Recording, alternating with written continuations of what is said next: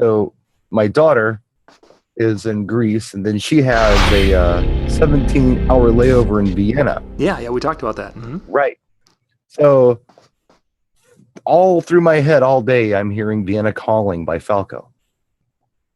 You know the song? Yeah. Vienna Calling. So then it got me thinking about your commissar. And how, in America, everybody's about After the Fire, but everywhere else in the world, that's like a Falco song. So hence the Falco video. And then you got the Falco fetish became right. So no, I want to be Falco for Halloween. No one's gonna get it, but I'm just gonna put aviators on and slick my hair back and put a dark gray blazer on with a t-shirt underneath and a gold chain, and everyone's gonna say, "Who are you?" Who are you? Yeah, I'm Falco. Which Miami Vice member are you? I'm Falco. Obscure references. No one understands my humor. I swear. Nobody does. It's. Oh, we got some people in the chat room tonight. Thank you for joining us. We got Matt and Tori and gosh, there's a bunch in there. Thank you guys for being with us tonight. We've got a couple of shows for you tonight. We're going to be keeping to our half an hour time limit because we've got some things going on that we have to jump to for family things after. I do. I'm the bummer tonight. Sorry. So and that's okay. For those times that we went over tonight, we're going to stick to our times a little tighter. So let's jump into tonight's topic here. We're going to talk a little bit. The list of the top 100 guitar players was from Rolling Stone was being circulated again today. Okay. Last couple of days, and that's Brian. That's why I wanted to talk to you about it because I was looking at it and I had a lot of questions on it. And I know you are much more versed in that arena than I. Yeah. Which doesn't take much, truthfully. But so I wanted to talk about that a little bit, and then I wanted to kind of talk about next week. You're going to be on with me Wednesday night, and that's going to be our first official. Tomorrow night, MJ and I are going to practice and make sure we get the bugs worked out of the Wednesday night music show. But we're going to be going and digging into the music side of it, and I guess the part I wanted to talk about just for a couple minutes, and then we'll get into the guitarist is. When you started taking songs apart, which I've seen you do in some of your videos, where you took those apart and you were doing some things, I mean, what kind of brought that on? What caused you to want to dig into music that way? Curiosity, I guess. I mean, I've always loved the art of sampling, and it's fascinating to me to, use, like Grandmaster Flash used the record as an instrument. And he used pre-recorded sounds as instruments. I thought that was amazing. Art of Noise, Trevor Horn, all of those guys did it with Art of Noise back in the early 80s with the old jazz samples and the Fairlight CMI Series 2.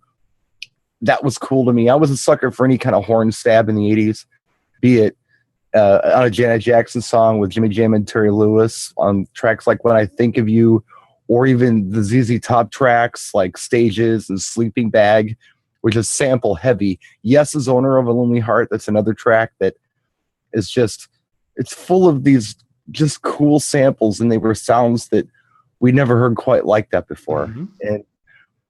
And so when sampling became something that sounded real, I mean, it sounded authentic, the magic kind of got lost for me. And then people started constructing entire songs with samples, and that was cool. And then I hear, ooh, that's from this other track that I know. Yep. And maybe other people don't know it, and it would be fun just to see what the creative process might have been and see if we can reconstruct them. I don't know. It's just something I'd like to do. Yeah. And that was a fun video watching when you took and you put it was, not a lot of them. Yeah, you've done a lot of the one that you took, Praise You. Yeah, I did the intro of Praise You. The one that's the most popular is when I reconstruct Daft Punk's One More Time. Oh yeah, yep. I have like 3 samples from an Eddie Johns song from 1979. So that's I love that stuff. Yeah, and that's the kind of stuff that I'd really like to kind of touch on next week, because when we're doing with what we'll be doing, it's a private webinar, so we're not having to fight with YouTube or Facebook or anyone. So you guys will be able to, when Brian's talking about, oh, hey, listen to this song. Here's a sample. Now, where do you think that came from? And I'm going to be completely dumb as I typically am and have no idea. And Brian's going to say, "You should. It's right here." And then I go sit in the corner with my dunce hat. No, it's all about, not everybody knows this stuff, and that's what's fun about it. If everybody knew it wouldn't be fun to do it. Yeah, so. And it's fun. I enjoy hearing these different things because those are connections that I haven't made in a lot of those. So for those of you, if you're in the chat room on Facebook, pop over to YouTube. The links are in the description. Pop over there. I'm putting in the link right now. If you guys go to this, follow this DJN TV link, you can go in there, sign up for the free level, and that will get you the link tomorrow. We'll email those out tomorrow afternoon, where you can go tomorrow night to watch the show. And then every week that we're doing the show, you will get an email letting you know what's going on for the week. So there we go. Cool. Take that. Let's jump in and talk about the guitarist now. And I'm going to start this out by saying, when I was going through this, now I'm not an expert by any means, but it just seemed that there were some guitarists, I would put them out of place or out of order from what little I know of some of their skills and abilities. And I think as you were looking through it today, I kind of picked that up from you too.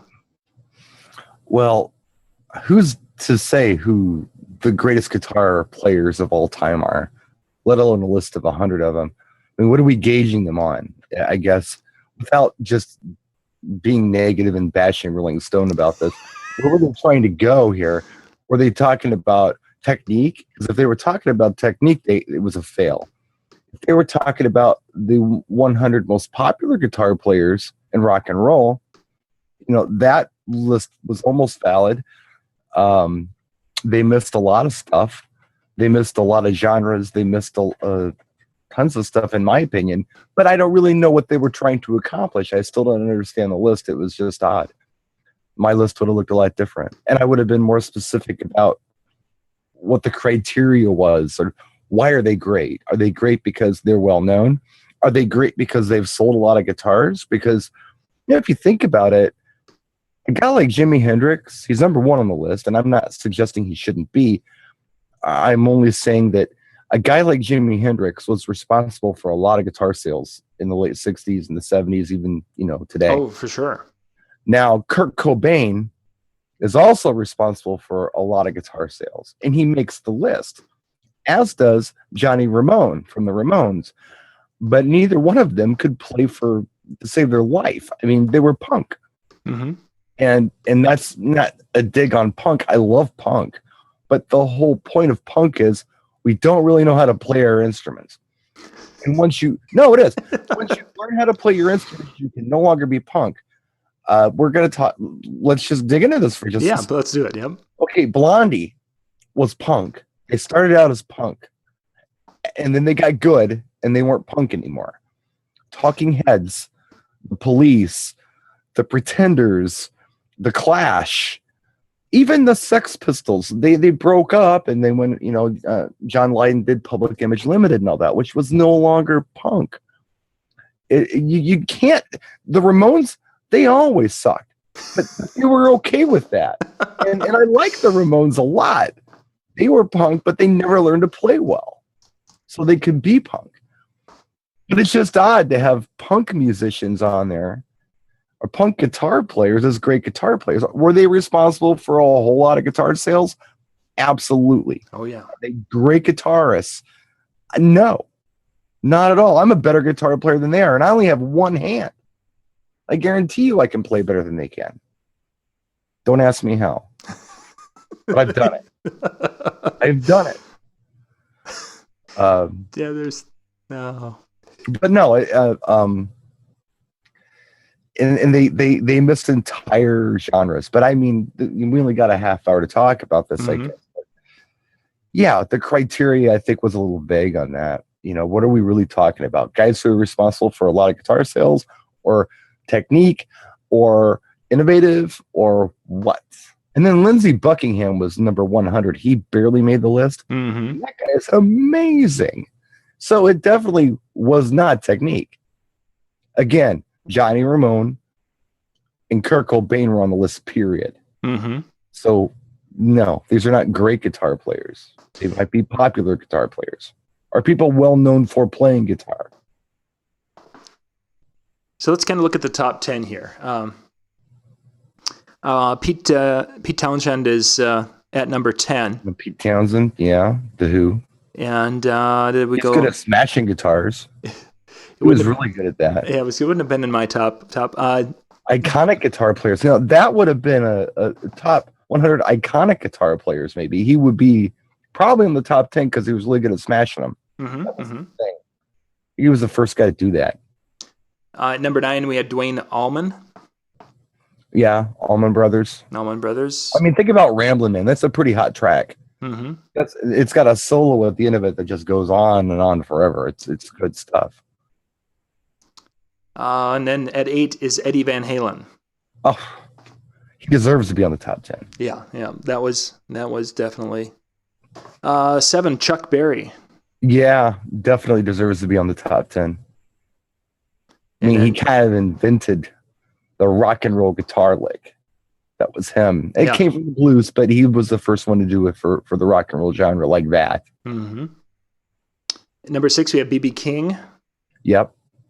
Monster blues player. I think the blues players were there just to kind of put the guitar buffs at bay. You know? The purists? Yeah. Would do that. Number 5, we have Jeff Beck. Yeah. I honestly, I'm not real familiar with I'm not real familiar with Jeff Beck's guitar playing. Mm-hmm. I know the music, but when I think of it, I don't think, ooh. It's just, I mean, if I was British and a rocker, I'd probably feel different about that, but I'm not. Either one of those things. Next, number 4, we've got Keith Richards. Mm-hmm. I mean, Rolling Stones music, oh, yeah. Right? Yeah. Does anything... No. I mean, it's out. I mean, it's good. It's good. And I would put that in the same area because I think George Harrison was on that list in the top 20. Yeah. Well, I again, we're not sure what they're the criteria. Yeah, what they were using for. What's the criteria? Because when you think about catchy hooks and things like that, absolutely Keith Richards and absolutely George Harrison. Mm-hmm. Think about my favorite Beatles stuff is George Harrison stuff. Mm-hmm. All My Guitar Gently Weeps, Something, and even the solo stuff like My Sweet Lord. He had that really cool slide guitar blues influence thing he kind of came into, halfway through the Beatles or 3/4 of the way through the Beatles, I guess. Mm-hmm. That was very cool. I don't know if it was great. It was very cool. Maybe. I wouldn't even say it was revolutionary at the time, but he had a sound that he made popular, and that was neat. But that was probably the best way to say it, is that he took that sound and made it very popular. Number 3 is Jimmy Page. Again, I think we're talking about popular guitar players. Mm-hmm. He's responsible for selling a whole bunch of guitars. Yeah, which I think Les Paul was again a legend in the guitar world. Way up higher. He kind of invented the electric guitar. He's from right down the road, Waukesha, Wisconsin. Yeah, in fact, there's that's where my daughter, that's where her mom lives, and that's why my old house is that they live in now. But there's a belt line that kind of goes around the town. It's called the Les Paul Parkway. Interesting. So that's Waukesha, Wisconsin, is where Les Paul's from. And if I were to go off on another guitar player who I don't believe made the list, maybe he did, Steve Miller Band. Yeah, no, I don't think he's there. He is from Milwaukee, and his parents were really good friends with Les Paul and his wife. And so Les Paul would come over and give like a 4 or 5 year old Steve Miller guitar lessons. Let's see. In the chat room here, somebody mentioned Chet Aikens there. Chet is on the list. I think he's in the 20s. Okay, who was 100? Lindsey Buckingham was 100. Yeah. And I that's just pathetic.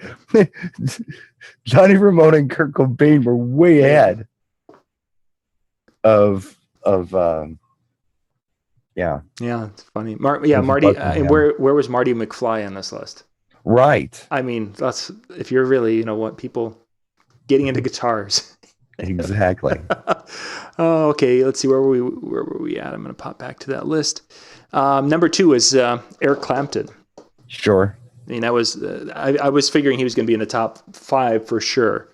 Yeah. Well, he's hot. Yeah. He's hot. And then Jimi Hendrix, as you mentioned earlier, is number 1. Sure. And with their description with Hendrix, they talk about his effortless playing. That it was just so natural to him, like a second. It was like an extension of him. Appendage. Yeah. Part of him. I've heard people mention, use that same description to talk about the playing of Eddie Van Halen for one, and even Prince, and they've talked about him.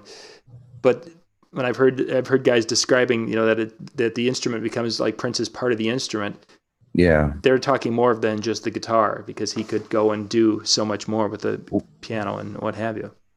What was so cool about Prince stuff, and I could riff on this stuff all day, but he wasn't a one-trick pony. He wasn't just playing guitar. Mm-hmm. He was playing everything and well. And I think this list, if you look at it, if you take a real close look at it, what they were trying to do is name popular guitarists that do a lot of soloing. Okay. Riffing. They're not talking about rhythm guitarists at all. And Prince was a fantastic rhythm guitar player. Fantastic. That's something. And then, I don't know, the guy who was probably the strongest rhythm guitar player and funky guitar player that I can think of in my lifetime didn't make the list. Nile Rodgers. He didn't make the list. Mm-hmm. Well, you might dismiss, Nile Rodgers. No. Nile was chic. Nile also produced Duran Duran 7 and the Ragged Tiger, David Bowie's Let's Dance, Madonna's Like a Virgin, and tons of other stuff that you loved from that era. He was that good.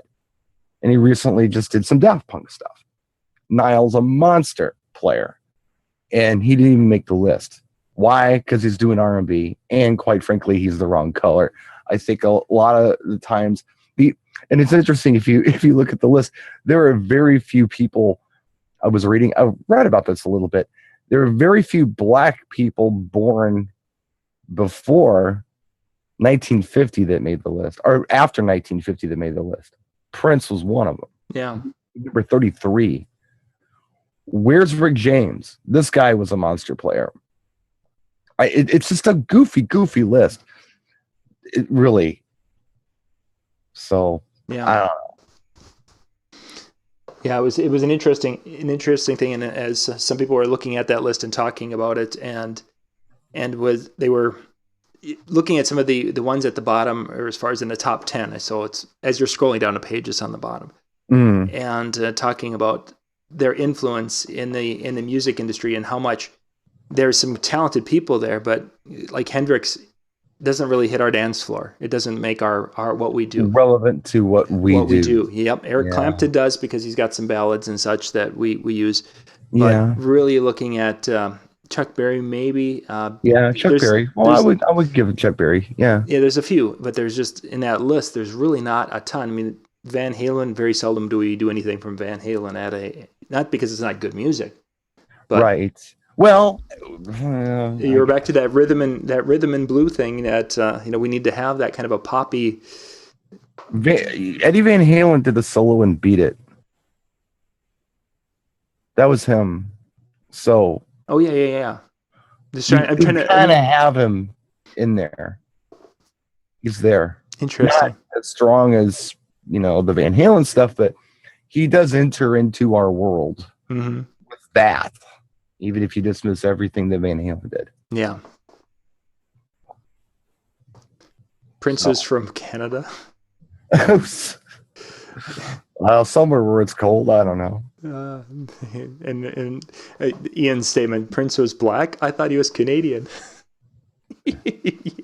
Yeah, because they don't. Ian's going to be politically incorrect tonight, I guess. Yay. So if you and we played this game before, but let's I want to do, if you were going to go and you could go listen to one guitarist, basically go and do an acoustic night, or basically go and they would do their own thing for the night, who would be the one that you would go out and you would pay to go see? Well, they're all dead. Not anybody I want to go see. Well, that's kind of defeating the purpose. Okay, let's play that game. So there's a resurrection. Okay, we can go. Well, I've seen Prince and I've seen him play, and it was money well spent. It was time well spent. There's not a whole lot that can top that. Mm-hmm. I have seen. I mean, I don't know. They talk about Eddie Van Halen. Sammy Hagar had some licks too. I've seen him play. He's pretty good. Steve Vai was really good. They talk about people like Yngwie Malmsteen, who's like a classical guitar player, but does like crazy, riffs and heavy metal music. He's amazing. He didn't make the list. There's a lot of people who were not on this list. A lot of people who were misplaced on this list. I noticed the chat room keeps popping up and talking about Stevie Ray Vaughan. He was on the list. He made it in the teens, which was unfortunate. He probably should have been higher. Stevie was good. Stevie was very good. They talk about Joe Walsh, but Joe Walsh was okay. He was pretty high up on the list. I don't know. It was just a goofy list. I would probably think about, if we're talking about guitarists that really made an impact, that would be a list we could probably somewhat agree on. Mm-hmm. And start collecting data and, who was influential. Yeah. And people like Nile Rodgers from Chic belongs on that list, as does Rick James, as do a lot of people who didn't make the list. And Prince does not need to be 33 on that list. Oh my God. No. Way up on that list. Way up there. He needs to be. You can knock Pete Townsend out of there and put in Prince all day. Not suggesting Pete Townsend doesn't belong on the list at all. Just Prince should be top 10 on that. And it was funny because you told me, they're going to make a new list at Christmas time. Yeah, I bet they will. And I bet Prince will be in the top 10 on that list. Mm-hmm. Yeah, that was as I was doing some research and such, someone had mentioned that they're putting together another list. I think as I was going through, the two that I had was Stevie Ray Vaughan was one that he was completely off my radar. And then there was a guy that came into the bar. He was a truck driver, and when I was doing that bar show, every Wednesday night he'd be in town, and he'd come up and he'd put $10 on the table, and he wanted to hear a Stevie Ray Vaughan, and he wanted to hear a different song pretty much every week. Yeah. And I get to hear the library that way. Mm. And you really get to appreciate the talent of that man when you've got the sound system you have in a club where it's, you've got the big everything and you can crank it up to the wall. It's like, wow. He's got incredible talent. Well, Stevie was a good technical player, but he played with a lot of heart too, and that's what was so cool about Stevie. Yeah. Now, a solo that you have always known, but you didn't know that it was Stevie, was the end. Speaking of Nile Rodgers and David Bowie, the end of Let's Dance. There's a little guitar solo. That's Stevie Ray Vaughan. If you can think about that song. Like right at the end of it, there's a little guitar solo that is just like embedded in everybody's brain. That's Stevie Ray Vaughan. Interesting. Now I'll have to go listen. There's sometimes when we're doing this. See, and this is where the Wednesday next week's show with Brian's going to be a 7-hour show. It'll be like just a second. Scrub over to there it is. Cool. Yeah. So Stevie Ray Vaughan was probably my first, and the other would be probably B.B. King. Yeah. Just because he's 108 years old. He's gone. Oh, he came through a couple of years ago. No, he went last year, and it was funny because he died last year. Yeah, there we go. So it's never funny when someone dies, especially somebody cool like B.B. King. I got a B.B. King story I can tell if you want me. Yeah, go ahead. I don't tell the story very often, but it's a good story. So I went to Memphis, like you do, and this was probably, I think it was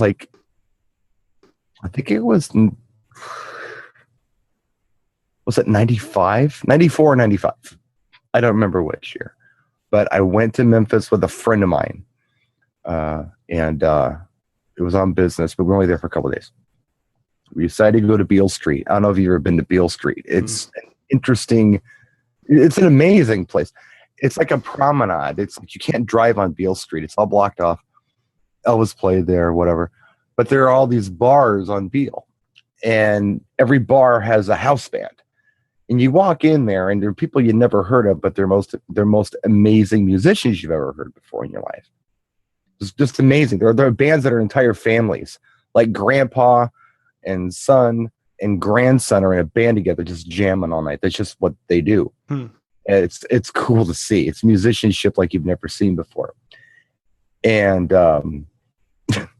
so anyway, you have to park in like this municipal lot, like the police stations there and all that.